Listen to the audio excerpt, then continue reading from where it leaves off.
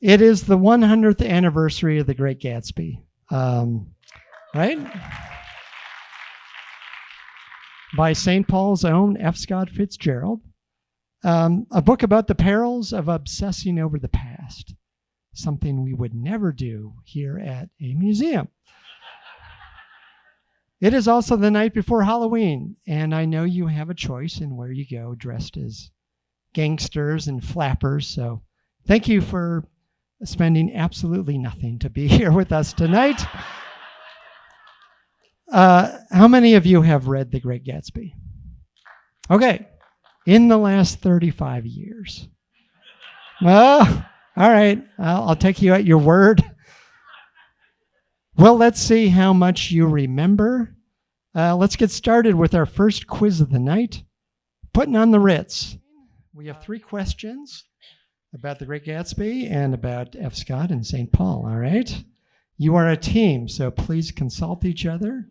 You're not competing with each other, okay? All right, question number 1. F. Scott Fitzgerald was born in 1896 in St. Paul, where he lived off and on until 1922. How did he describe his hometown in The Great Gatsby? Was it A, another Siberia unfit for human habitation? Was it B, sleigh bells in the frosty dark and the shadows of holly wreaths thrown by lighted windows on the snow? Or was it C, a shining city on a hill with plenty of free parking? What do you think?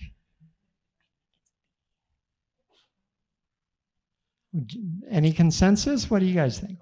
We're going to go with B. You're going to go with B. You are right. The answer is B.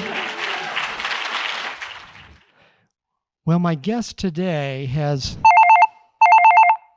All right, you see, this is why we tell people to turn it. That's me. Hi, Tim. Lori Williamson, everyone, who created the Gatsby at 100 exhibit upstairs. I know you're busy with your podcast people and the ever fabulous Chan polling, but I thought that they might want to know just a little bit about jazz age and art. Yeah, that sounds great. I think what is going on in this period is utter rebellion. Society has come out of World War I. It was an excuse to party, to get rid of the old, to burn it down, and create a new. And so I think the streamlined nature is a rebellion against the Gilded Age. The parents of the people in the 20s are Gilded Age folks, right? With the overly ornate and just kind of gushing, frivolity and just everything being done to the 10th degree. Young people of the 20s, because of course it's always young people, are really rebelling against that. And they're like, let's cut it down. Let's cut our hair up. Let's make our dresses, still embellished and beautiful, but in a cleaner, more specific way. What do you love about St. Paul, F. Scott Fitzgerald's home base? Is it still inspiring for a creative person? Well, first of all, I think Tender is the Night was written just kitty corner from our house down on Goodrich, the house on Goodrich. Yeah. And of course, around the corner, the row houses are there. So there's a huge Fitzgerald vibe there too. And I also spent a lot of time on White Bear Lake, and I read all the Black Bear. You guys read the Black Bear Lake stories? Yeah, Winter Dreams. Winter Dreams, yeah. It takes place in a country club out on Black Bear Lake. Yeah. Yeah. Nice. Just think about that.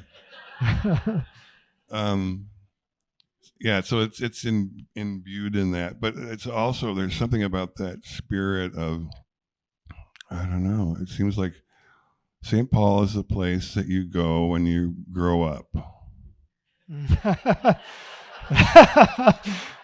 well it's said. it's quieter. It's I